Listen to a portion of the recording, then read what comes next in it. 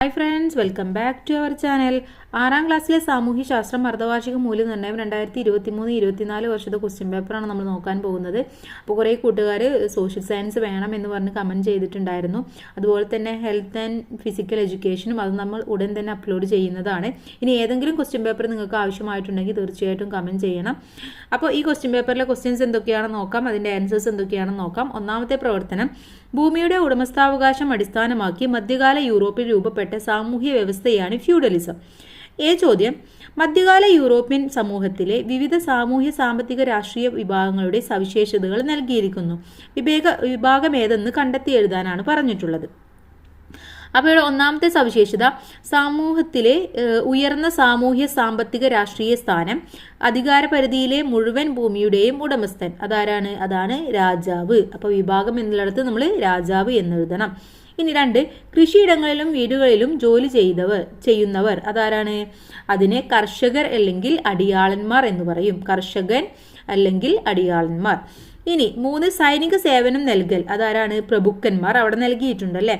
4, പ്രഭുക്കന്മാർക്ക് സേവനം നൽകൽ.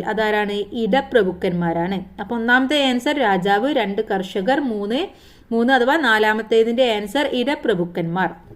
ഇനി പ്രഭുക്കന്മാരുടെ കൈവശമുണ്ടായിരുന്ന മാനറിൽ എന്തെല്ലാം ഉൾപ്പെട്ടിരുന്നു എന്നാണ് ചോദിച്ചിട്ടുള്ളത്. എന്തൊക്കെയാണ് ഒരു മാനർ എന്ന് പറഞ്ഞാൽ? കൃഷിഭൂമി, മേച്ചിൽ സ്ഥലങ്ങൾ, പ്രഭുവിന്റെ വലിയ വീട്, മില്ലുകൾ, കർഷകരുടെ കുടിലുകൾ, പ്രാർത്ഥനാലയം എന്നിവ ഉൾപ്പെട്ടതാണ് ഒരു മാനർ എന്ന് പറയുന്നത്. ഒന്നുകൂടെ പറയാം, കൃഷിഭൂമി, മേച്ചിൽ സ്ഥലങ്ങൾ, പ്രഭുവിന്റെ വലിയ വീട്, മില്ലുകൾ, കർഷകരുടെ കുടിലുകൾ, പ്രാർത്ഥനാലയം എന്നിവ ഉൾപ്പെട്ടതാണ് ഒരു മാനർ. ഇനി പ്രവർത്തനം 2, ഇന്ത്യയിൽ ഇന്ന് കാണുന്ന ക്ഷേത്ര നിർമ്മാണ രീതി വിവിധ ഘട്ടങ്ങളിലൂടെ വികാസം പ്രാപിച്ചതാണ്. മഹാബലിപുരത്തെ പഞ്ചരഥങ്ങൾ, ആസാമിലെ കാമാഖി ക്ഷേത്രം, മധ്യപ്രദേശിലെ ഖജുരാഹോ ക്ഷേത്രം എന്നിവയാണ് തന്നിട്ടുള്ളത്. ചോദ്യം, ചിത്രങ്ങൾ നിരീക്ഷിച്ച് മധ്യകാല ഇന്ത്യയിലെ ക്ഷേത്ര നിർമ്മാണ ശൈലിയിലുണ്ടായ മാറ്റങ്ങളെക്കുറിച്ച് ഒരു കുറിപ്പ് തയ്യാറാക്കാനാണ് പറഞ്ഞിട്ടുള്ളത്. അപ്പോൾ ഇവിടെ മഹാബലിപുരത്തെ പഞ്ചരഥങ്ങൾ ഓരോന്നും ഒറ്റക്കല്ലിൽ കൊത്തിയെടുത്തവയാണ്. ഈ ശൈലിയുടെ വികസിത രൂപം എന്ന നിലയിൽ ചെത്തുമിനുക്കിയ പാറകൾ ഉപയോഗിച്ച് ഉയരമേറിയ ക്ഷേത്രങ്ങൾ നിർമ്മിച്ചു. അതിന്റെ ഉദാഹരണമാണ് കാമാക്ഷി ക്ഷേത്രം എന്ന് പറയുന്നത്. തുടർന്ന് ക്ഷേത്രഭിത്തികളിൽ ശില്പങ്ങൾ കൊണ്ടലങ്കരിക്കുന്ന സമ്പ്രദായം വ്യാപകമായി. അതാണ് ഖജുരാഹോ ക്ഷേത്രം. അപ്പോൾ ആദ്യം മഹാബലിപുരത്തെ പഞ്ചരഥങ്ങൾ എന്ന് പറയുന്നത് ഒറ്റക്കല്ലിലായിരുന്നു. പിന്നെ അതിൻ്റെ ഒരു വികസിത രൂപം എന്ന വണ്ണമാണ് ചെത്തിമിനുക്കിയ പാറകൾ ഉപയോഗിച്ച് ഉയരമേറിയ ക്ഷേത്രങ്ങൾ ഉണ്ടാക്കിയത്. അതിന് ഉദാഹരണമാണ് കാമാക്ഷി ക്ഷേത്രം. പിന്നെ ക്ഷേത്രഭിത്തികളിൽ ശില്പങ്ങളും മറ്റുമൊക്കെ കൊണ്ട് അലങ്കരിക്കുന്ന ഒരു സമ്പ്രദായം വന്നു. അതിന് ഉദാഹരണമാണ് ഖജുരാഹോ ക്ഷേത്രം എന്ന് പറയുന്നത്. ഇനി ഇതിലെ ബി ചോദ്യം, ഡൽഹിയിൽ സ്ഥിതി ചെയ്യുന്ന ഹുമയൂണിന്റെ ശവകുടീരം നിർമ്മിച്ചിരിക്കുന്നത് ഏത് വാസ്തുവിദ്യാ ശൈലിയാണ്? ഇൻഡോ ഇസ്ലാമിക് വാസ്തുവിദ്യാ ശൈലിയാണ്. ഇൻഡോ ഇസ്ലാമിക് വാസ്തുവിദ്യ. കുതബ് മിനാറിന്റെ നിർമ്മാണം ആരംഭിച്ചത് ആരാണ്? കുതുബുദ്ദീൻ ഐബക്ക്, ഇൽത്തുമിഷ്, ഷാജഹാൻ, ഹുമയൂൺ. കുതുബുദ്ദീൻ ഐബക്കാണ്. ഇനി പ്രവർത്തനം 3ലേക്ക് കടക്കാം. ഭൂമധ്യരേഖയിൽ നിന്ന് 10 ഡിഗ്രി തെക്കും 10 ഡിഗ്രി വടക്കുമുള്ള അക്ഷാംശങ്ങൾക്കിടയിലാണ് മധ്യരേഖാ കാലാവസ്ഥ. നൽകിയിരിക്കുന്ന സൂചനകൾ അടിസ്ഥാനമാക്കി മധ്യരേഖാ കാലാവസ്ഥാ മേഖലയിലെ ജനജീവിതത്തെക്കുറിച്ച് ഒരു കുറിപ്പ് തയ്യാറാക്കാനാണ് പറഞ്ഞിട്ടുള്ളത്. അപ്പോൾ ഇവിടെ ഭക്ഷണം, ഭവന നിർമ്മാണം, വസ്ത്രധാരണം എന്നിവ തന്നിട്ടുണ്ട്. അതുപോലെ അവർ വേട്ടയാടിയാണ് ജീവിച്ചിരുന്നത്. അവരുടെ മുഖ്യ ഭക്ഷണം എന്ന് പറയുന്നത് കസാവയാണ്. കസാവ അഥവാ മരച്ചീനിയാണ്. കായ്കനികളും വേട്ടയാടി കിട്ടിയ മാംസവും ഭക്ഷണമാക്കുന്നു. മാനിന്റെ തുകലും ഇലകളും വസ്ത്രമായി ഉപയോഗിച്ചിരുന്നു. മരച്ചില്ലകളും വലിയ ഇലകളും ഓലകളും കൊണ്ട് അർദ്ധവൃത്താകൃതിയിൽ വീടുണ്ടാക്കിയിരുന്നു. ഇതൊക്കെയായിരുന്നു അവരുടെ പ്രധാനപ്പെട്ട പ്രത്യേകതകൾ എന്ന് പറയുന്നത്. അപ്പോൾ ഇതെല്ലാം കൂടെ ഒന്ന് ഒരു പാരഗ്രാഫ് ആക്കി എഴുതിയാൽ മാത്രം മതി. ഇനി നൽകിയിരിക്കുന്നവയിൽ മധ്യരേഖാ കാലാവസ്ഥാ മേഖലയിൽ കാണപ്പെടുന്ന ജീവി ഏതാണ്? ഒറാങ്കുട്ടാൻ, ഒട്ടകം, റെയിൻഡിയർ, പല്ലിവർഗ്ഗങ്ങൾ. ഒറാങ്കുട്ടാനാണ്. ഓപ്ഷൻ എ ആണ് ശരിയായ ഉത്തരം. ഇനി പ്രവർത്തനം 4ലേക്ക് കടക്കാം. സൂചനകൾ വായിച്ച് ഉത്തരം കണ്ടെത്തി എഴുതുക. സൽത്താനത്ത് മുഗൾ കാലഘട്ടത്തിൽ പേർഷ്യൻ സംഗീതത്തിന്റെ സ്വാധീന ഫലമായി ഇന്ത്യയിൽ രൂപപ്പെട്ട് വികാസം പ്രാപിച്ച സംഗീത ശൈലി ഏതാണ്? ഹിന്ദുസ്ഥാനി സംഗീതം. 2, ഇന്ത്യയിൽ ഭക്തി പ്രസ്ഥാനത്തിന്റെ ആവിർഭാവത്തിലൂടെ വികാസം പ്രാപിച്ച 2 പ്രാദേശിക ഭാഷകൾ. 1 മലയാളം, 2 തെലുങ്ക്. കുറേ ഭാഷകളുണ്ട്, മലയാളം, തെലുങ്ക്, കന്നഡ, മറാത്തി, ഹിന്ദി, ബംഗാളി, ഗുജറാത്തി. ഇതൊക്കെ ഇങ്ങനെ ഉണ്ടായതാണ്. അപ്പോൾ ഏതെങ്കിലും 2 നിങ്ങൾ എഴുതിയാൽ മതി. ഇനി ഇതിലെ അടുത്ത ചോദ്യം ബി, മധ്യകാലഘട്ടത്തിൽ ചിത്രരചനയ്ക്ക് സ്വീകരിച്ച ആശയങ്ങൾ എന്തെല്ലാമായിരുന്നു?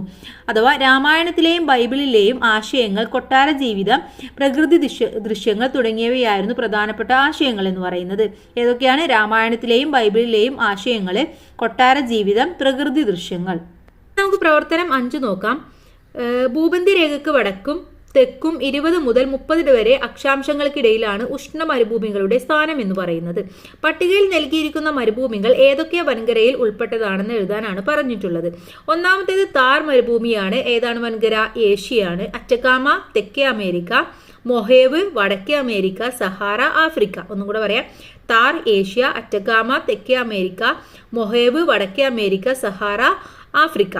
ഇനി ഇന്യൂഡ് ഗോത്രവർഗ്ഗക്കാർ മഞ്ഞുകട്ടകൾ കൊണ്ട് ശൈത്യകാലത്ത് നിർമ്മിക്കുന്ന താൽക്കാലിക വാസസ്ഥലത്തിന്റെ പേരെന്താണ്? അതിന്റെ പേരാണ് ഇഗ്ലൂ. ഏതാണ്? ഇഗ്ലൂ. പ്രവർത്തനം 6 ആണ്. പ്രധാനപ്പെട്ട അക്ഷാംശങ്ങൾ രേഖപ്പെടുത്തിയ ഗ്ലോബിന്റെ ചിത്രമാണ് നൽകിയിരിക്കുന്നത്. ഓരോന്നിന്റെയും പേരെഴുതാനാണ് പറഞ്ഞിട്ടുള്ളത്. അഥവാ നമ്മൾ പഠിച്ചിട്ടുള്ളതാണ് 66 ഡിഗ്രി. ഏതാണ് 66 ഡിഗ്രി വടക്ക്? ആർട്ടിക് വൃത്തമാണ് അല്ലെ, ആർട്ടിക് വൃത്തം. ഇനി അടുത്തത് 23.5 ഡിഗ്രി ഉത്തരായന രേഖ എന്ന് തന്നിട്ടുണ്ട്. 23.5 ഡിഗ്രി തെക്ക് ഏതാണ്? ദക്ഷിണായന രേഖയാണ്. 66 ഡിഗ്രി തെക്ക് അന്റാർട്ടിക് വൃത്തമാണ്. ഓക്കെ, അപ്പൊ എ ഉത്തരം ആർട്ടിക് വൃത്തം, ബി അവിടെ തന്നിട്ടുണ്ട്. സി എന്ന് പറയുന്നത് ദക്ഷിണായന രേഖ, ഡി എന്ന് പറയുന്നത് അന്റാർട്ടിക് വൃത്തം. ഓക്കെ, ഇനി ഇതിലെ ബി ചോദ്യം, ഭൂമധ്യ രേഖയുടെ സവിശേഷതകൾ എന്തെല്ലാം? ഗ്ലോബിന്റെ മധ്യഭാഗത്തായി കാണുന്ന നീളമേറിയ അക്ഷാംശ രേഖയാണ് നമ്മൾ ഭൂമധ്യരേഖ എന്ന് പറയുന്നത്. ഈ രേഖയുടെ കോണീയ അളവ് 0 ഡിഗ്രിയാണ്. 0 ഡിഗ്രിയാണ് ഇതിന്റെ കോണീയ അളവ് എന്ന് പറയുന്നത്. ഭൂമധ്യത്തെ 2 അർദ്ധഗോളങ്ങളായി വിഭജിക്കുന്നത് ഈ ഒരു ഭൂമധ്യരേഖയാണ്. ഓക്കെ, അപ്പോൾ ഒന്നും കൂടെ പറയാം. ഗ്ലോബിന്റെ മധ്യഭാഗത്തായിട്ടാണ് വളരെ നീളമേറിയ അക്ഷാംശ രേഖയാണ് ഭൂമധ്യരേഖ. ഇതിന്റെ കോണീയ അളവ് എന്ന് പറയുന്നത് 0 ഡിഗ്രിയാണ്. ഭൂഗോളത്തെ 2 അർദ്ധഗോളങ്ങളാക്കി വിഭജിക്കുന്നത് ഈ ഒരു ഭൂമധ്യരേഖയാണ്. പ്രവർത്തനം 7. നല്ല സൂര്യപ്രകാശമുള്ള ഒരു ദിവസം ബാബുമോൻ യാത്ര തിരിച്ചു. അവന്റെ യാത്രയിലെ വിവിധ സമയത്തെ നിഴലുകളാണ് നൽകിയിരിക്കുന്നത്. ഇവിടെ എ ചോദ്യം, ഓരോ ചിത്രത്തിലെയും നിഴൽ നിരീക്ഷിച്ച് ബാബുമോൻ സഞ്ചരിക്കുന്നതിന്റെ ഏത് ഭാഗത്തായിരിക്കും സൂര്യൻ എന്നെഴുതാനാണ് പറഞ്ഞിട്ടുള്ളത്. എവിടെയായിരിക്കും? ഇവിടെ എ എന്ന് പറയുന്നത് സഞ്ചരിക്കുന്നതിന്റെ മുൻഭാഗത്താണ് സൂര്യൻ, ബി എന്ന് പറയുന്നത് സഞ്ചരിക്കുന്നതിന്റെ മുകളിലാണ്, സി എന്ന് പറയുന്നത് സഞ്ചരിക്കുന്നതിന്റെ പിൻഭാഗത്താണ്. ഇനി ഭൂമിയുടെ കാലങ്ങൾ മാറി വരുന്നത് ഭൂമിയുടെ ഏത് തരത്തിൽപ്പെട്ട ചലനം കാരണമാണ്? അത് പരിക്രമണം കാരണമാണ്. പരിക്രമണം. സി, ഭൂമിയുടെ ഭ്രമണം ഏത് ദിശയിലാണ്? പടിഞ്ഞാറ് നിന്ന് കിഴക്കോട്ട്, കിഴക്ക് നിന്ന് പടിഞ്ഞാറോട്ട്, വടക്ക് നിന്ന് തെക്കോട്ട്, തെക്ക് നിന്ന് വടക്കോട്ട്. എവിടെ നിന്നാണ്? പടിഞ്ഞാറ് നിന്ന് കിഴക്കോട്ടാണ്. പടിഞ്ഞാറ് ഉദിച്ച് കിഴക്ക് അസ്തമിക്കുകയും ചെയ്യുന്നു. അപ്പോൾ പടിഞ്ഞാറ് നിന്ന് കിഴക്കോട്ട്. ഇനി 8ാമത്തെ പ്രവർത്തനം നോക്കാം.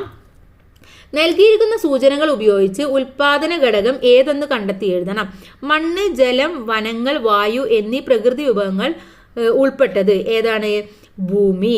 ഇനി കായികവും മാനസികവും ബുദ്ധിപരവുമായ അധ്വാന ശേഷി ഉപയോഗിക്കുന്നത് തൊഴില്. ഉൽപാദനത്തിന് ഉപയോഗിക്കുന്നതും കാണാനും സ്പർശിക്കാനും കഴിയാത്തതുമായ മനുഷ്യനിർമ്മിത വസ്തുക്കൾ അതാണ് മൂലധനം. ഉൽപാദന ഘടകങ്ങളെ കൂട്ടിയോജിപ്പിക്കല് സംഘാടനം. ഓക്കെ, ഇനി ഉൽപാദന പ്രക്രിയയിലൂടെ രൂപപ്പെടുന്നത് എന്താണ്? അതിന് നമ്മൾ പറയുന്നതാണ് ഉൽപ്പന്നം. ഓക്കെ, അപ്പൊ ഇത്രയുമാണ് ഈ ക്വസ്റ്റ്യൻ പേപ്പർ എന്ന് പറയുന്നത്. എല്ലാ ക്വസ്റ്റ്യൻസും നമ്മൾ ഡിസ്കസ് ചെയ്തു. ഇനി ഏതെങ്കിലും ക്വസ്റ്റ്യൻ പേപ്പർ ആവശ്യമായിട്ടുണ്ടെങ്കിൽ കമന്റ് ചെയ്യുക. Thanks for watching.